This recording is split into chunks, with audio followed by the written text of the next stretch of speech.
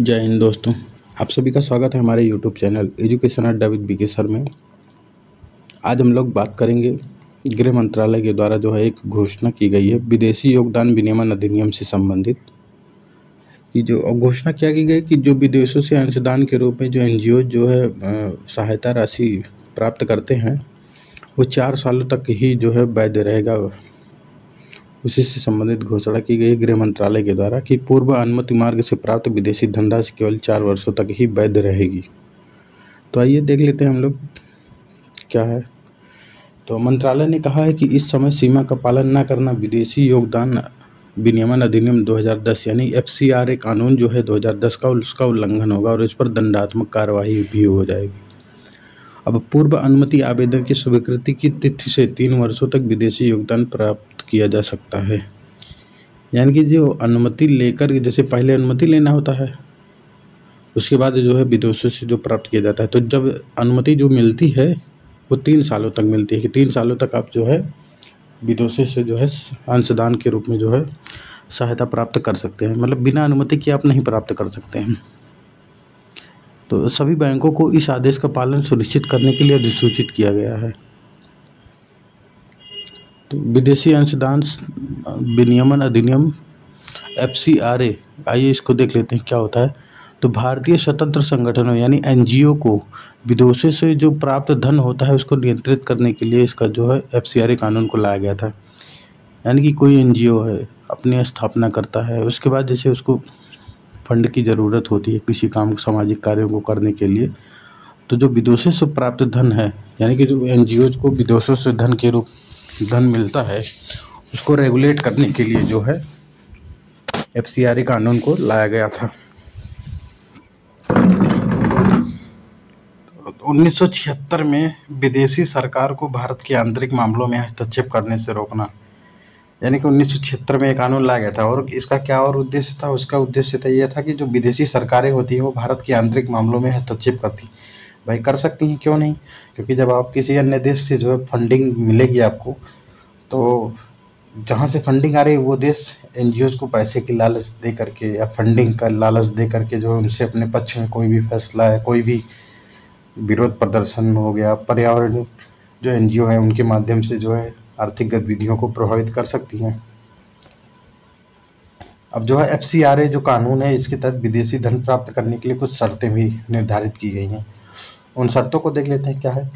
तो अधिनियम के तहत, ये जो अधिनियम है उसके तहत वो NGO पंजीकृत होना चाहिए। अब ऐसा नहीं कि किसी भी बैंक में फंडिंग ले सकते हैं NGO। उन NGO को जो SBI की जो दिल्ली की शाखा है वहाँ पर उनका खाता होना चाहिए। तो विदेशी धन को प्राप्ति के लिए बैंक खाता होना चाहिए। वो कहाँ, कौन से बैंक में? वो SBI को जो दिल्ली की शाखा है वहाँ पर। फिर वो जो फंडिंग होती है, जिस उद्देश्य के लिए फंडिंग मिलती है विदेशों से, उसी उद्देश्य पर खर्च किया जाना चाहिए उसको, जिसके लिए NGO फंडिंग लेता है।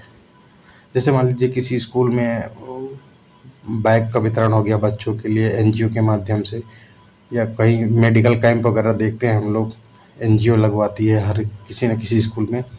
तो अगर वो मेडिकल कैंप के लिए विदेशी अंश ले रहा है यानी कि फंडिंग ले रहा है, तो वो मेडिकल कैंप के लिए ही खर्चा करेगा।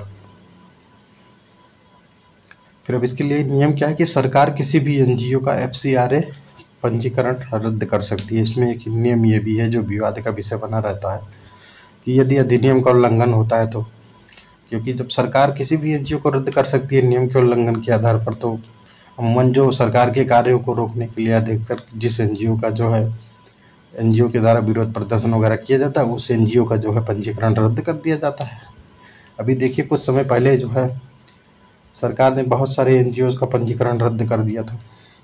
फिर अभी FCRA जो कानून है उसके संबंध में क्या चिंताएं हैं, देखते हैं कौन कौन सी समस्याएं हैं। जैसे सख्त है और अस्पष्ट नियम है, यानी कि दस्तावेजीकरण की प्रक्रिया काफ़ी लंबी है। यानी कि कानून तो बहुत सख्त है लेकिन स्पष्ट रूप से कुछ उल्लेखित नहीं है, इसीलिए इसका जो दस्तावेजीकरण है वो जो है काफ़ी लंबी प्रक्रिया के माध्यम से गुजरता है। इसमें प्रशासनिक देरी भी देखा जाता है। विदेशी योगदान प्राप्त करने की क्षमता इससे प्रभावित होती है अगर प्रशासनिक देरी होती है तो, यानी रेगुलेशन को लेकर।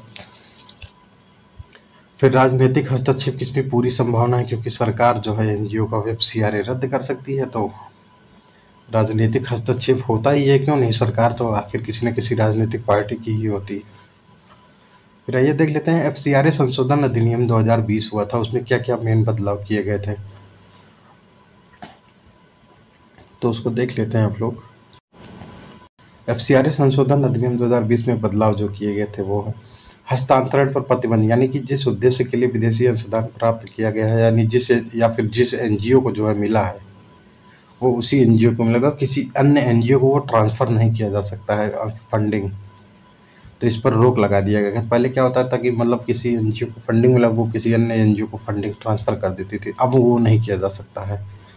फिर इसके साथ साथ आधार की अनिवार्यता ला गया कि यानी जो सभी पदाधिकारी जो होते हैं एनजीओ के, उनको जो है पंजीकरण के आधार, मतलब कि आधार जो है उनका आवश्यक है पंजीकरण कराने के लिए।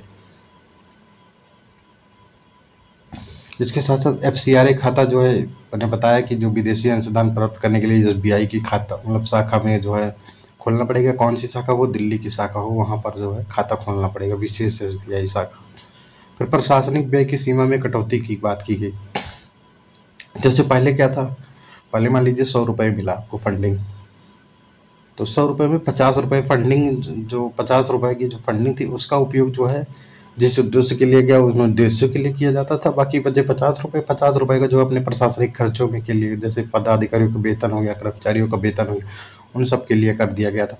तो अब 2020 में क्या बदलाव किया गया है, तो अब बदलाव ये किया गया कि अगर अब आपको 100 रुपये फंडिंग मिल रहा है, तो 100 रुपये फंडिंग में आप 20 रुपये जो है अपने प्रशासनिक कार्यों में जो खर्च होते हैं, जैसे वेतन हो गया और भी जो खर्चे हैं, उसको जो है अब 20% कर दिया गया है, यानी कि 20 रुपये।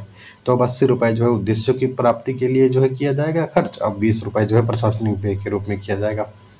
फिर लाइसेंस का नवीनीकरण, नवीनीकरण से पहले सरकार कर सकती थी, लेकिन जांच, ताकि फर्जी संस्थाओं, यानी नवीनीकरण से पहले सरकार इसकी जांच करती है ताकि फर्जी संस्थाओं या दुरुपयोग की पहचान कर सके। उसके बाद 2020 में संशोधन हुआ था, फिर 2022 में भी कुछ संशोधन हुए थे। एफसीआरए संशोधन अधिनियम 2022, उसमें मेन पॉइंट क्या था कि ये राष्ट्र हित के विरुद्ध योगदान पर रोक लगाता है। यानी इन नियमों का उद्देश्य है कि ऐसी विदेशी सहायता या मेहमान नवाजी स्वीकार न की जाए कि जो राष्ट्रीय हित को नुकसान पहुंचा सकती है, यानी कोई ऐसी विदेशी फंडिंग न की जाए जिससे जो है राष्ट्रीय हित प्रभावित हो, ये जोड़ा गया था।